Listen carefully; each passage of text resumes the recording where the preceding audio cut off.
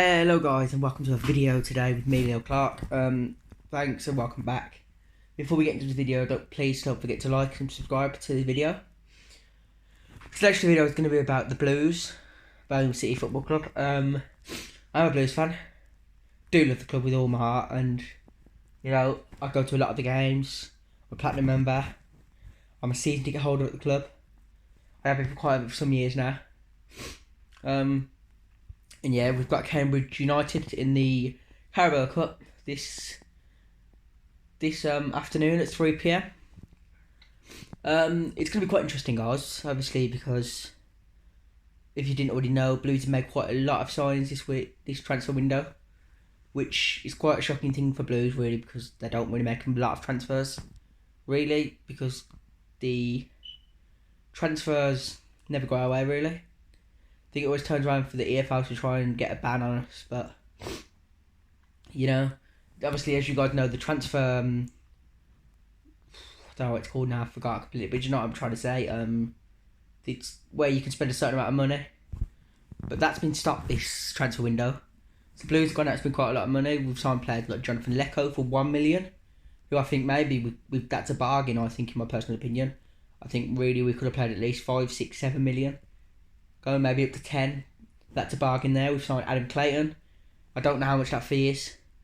We've actually got to sign a new goalkeeper called Andres Perito. I don't know if I'm saying that right. So if you watch this, which I don't think you will, but I really do apologise on the pronunciation of that. I've also heard that Blues have got a contract with Neil Etheridge, the Cardiff City goalkeeper, who I've seen play quite a few times, and I really do like how he plays. He's a really good goalkeeper. I don't think he's Championship level. I think he's pushing Premiership level. But, you know, we've signed Ivan Sanchez, which used to be Ivan Sunjic's old teammate, by the way, guys, when he was at his old club. We've also signed George Friend, who's a really good defender in the Championship for a number of years now. For Middlesbrough, when they got promoted, he was captain, and he did really well. And they used to work with Karanka at Millwall, like Adam Clayton did. So I think that's really good, to be honest. And if I was going to bring anyone else in, I don't know what I'd do, because I think maybe a strike would be decent, because I'm not saying Lukas Djukovic is bad at all. I think he's a brilliant little player. He's been brilliant at Blues for years, but I think he's getting on a bit now, and he could actually use a bit of help up front with him. So maybe if he doesn't want to play two up front, Karanka doesn't, he maybe could like rest him one game and bring him on the next. Which wouldn't actually be bad, because Djukovic is a good player, or he could be a sub, impact, or, you know, because you just got to think about Djukovic's legs and his age, and you don't really want to tire him out constantly, because you just can't really. You've got to kind of use him to his strengths. So bringing him on after like an hour, giving him the last 30 minutes would be good, because you could whip balls in for him to get his head on it, because that's how he's good. He's good in the air. He has been since, you know, he started playing. He's tall, he's a target man. He can bring the ball down for you to play through. Like, for example, when Blues had Hogan on loan, they were really, really, really, really good, because he'd knock it down for Hogan to run onto, or Blues would play something over the top for Hogan. Scott Hogan's really quick. He has always been. He was at Brentford, smashing goals, and I've always wanted him at Blues, but fortunately we can't sign him, which is a big shame. I mean, as you know, Jude Bellingham got called up to the England under 21s, guys, and he's just preparing for the Euros. But obviously, we've had a number of call-ups for the England team as well, who do also play today, guys. I don't know what time, I think it's about 5 o'clock, but that should be a really, really good game.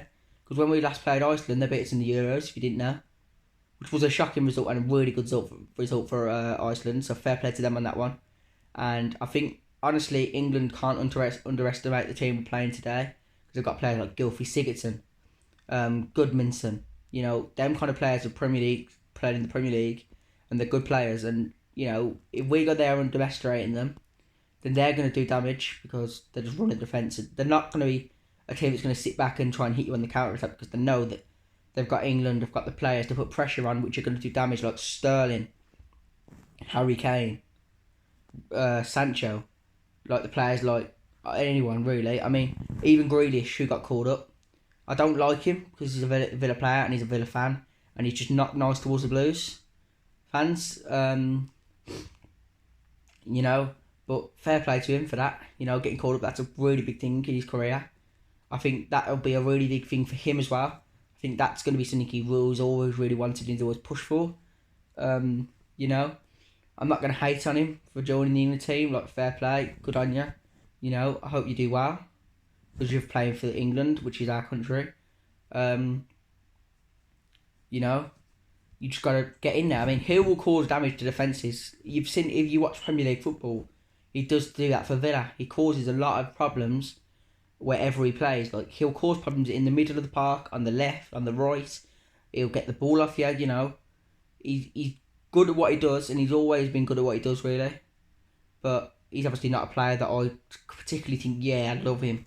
You know, I don't. But when a player's good and got talent, you can't keep them out of an England squad because it wouldn't be fair on them.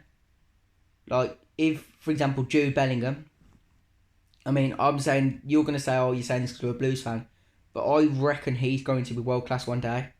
Just from what I've seen at Blues, like, he was different level. No one could read what he was doing. Like, and now he's at Dortmund and he's putting goals in friendlies, and, you know, that's going to take a big step up for him. See, he's only 17 now. But, you know, I think we will see him and Grealish in an England shirt together soon. I mean, Phil Foden being called up. Brilliant call up. He's been brilliant for seasons in Split City. Mason Greenwood, he's had an astonishing season at Manchester United this season under Ole Gunnar Solskjaer when they finished third, which was a shocker. But that's all because of Bruno. He come in, made the impact on Pogba as well, which I think he took weight off Pogba's shoulders. Because Pogba wasn't playing like the player we know he can play. He was the best player there and worth money, so he was just like a bit of pressure on him. But now there's not, because Bruno's there to help him and understand him. You know what I mean? I mean, they've just signed Donny van der Beek from Ajax, who, I'm sorry, I think is a good CDM to play alongside like Pogba. Pogba plays free roam and goes around the pitch, and then he'll come back and help him out. You know, that would work. That would give Man United a good little chance. And, I mean, you know, you've got to love it, really. Because I think United are going to be pushing to try and get to the top two. Or first, you know, they've got to. That's what Man United should be doing every season. Man United going into the Europa League, isn't good enough for Man United. Because if you look back in the 2000s and the 90s, they were the dominant team. They were the dominant team in Europe. You said Man United, you said, yeah, they've won the league this season. But now you look at them and think, they're probably just going to be able to fight for Europa League. But then in 2011, they were winning the league, you know, they were doing everything under Sir Alex Ferguson, you know. He's left and he's gone to shambles at Manchester United. But enough about that anyway, guys. We're just going to get into Blues now. I mean, Neil Lethbridge obviously isn't going to be there today to play, as far as I'm aware. But this Andres Perito played against Tottenham, who I think he had a really good game, personally, myself. I like what I've seen of him when I watched the highlights. I'd play him in goal. I'd have Colin out on the right. Because just it's an FA Cup game, guys. It's their first game back, so I think they need to kind of gel well and play their football that Karanka's taught them to play since he's been here. So I wouldn't put a weak side out if you was Karanka, just because you're playing Cambridge. You know, Cambridge can come out and attack you, and then they'll probably go and score. Because Cambridge want to win. It'd be a good thing. They want to go on an FA Cup run. I want us to go on like a Carabao Cup, FA Cup, you know, a cup run would be good. So I'd put Perito in goal. Sorry about the pronunciation of that one. Maxine Collin at right back. Centre back to have Mark Roberts and George Friend. Left back, Christian Pedersen. And I think my midfield, you see, I'd go with my midfield. I would generally think I'd go Ivan Sunjic here in the middle with, I think I've got Adam Clayton. With probably Leko, not obviously going into a 3.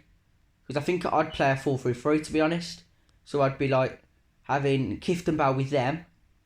And then I'd have like my Jonathan Leko on the left hand side. In the middle, you've got to go Djukovic because that's the only person you've got. And I think he will cause damage today by just literally getting them balls in the box. And I think Leko could cut in maybe and shoot.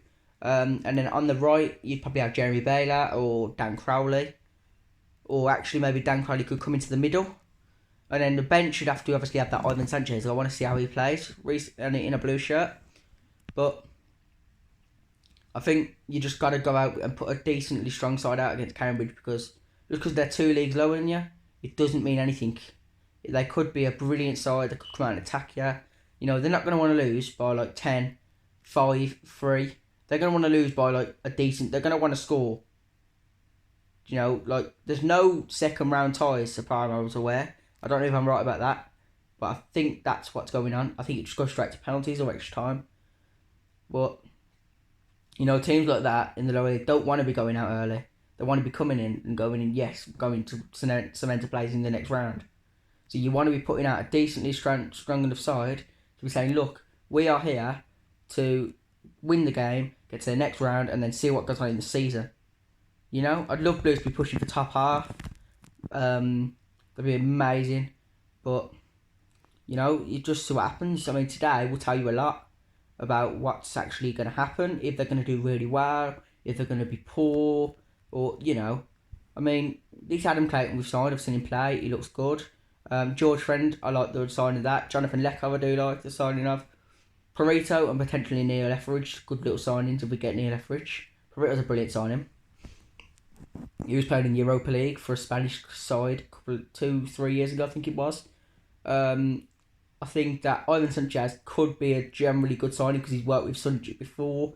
And I think they'll have that kind of chemistry to play alongside each other. Yeah, I just think, you know, in players like Jeremy Baylor, he'll be a good really impact sub or even be a good starter because he's got a lot of pace to burn. He's got a lot of like determination to get past somebody and get the ball and get a shot away. Dan Crowley is brilliant.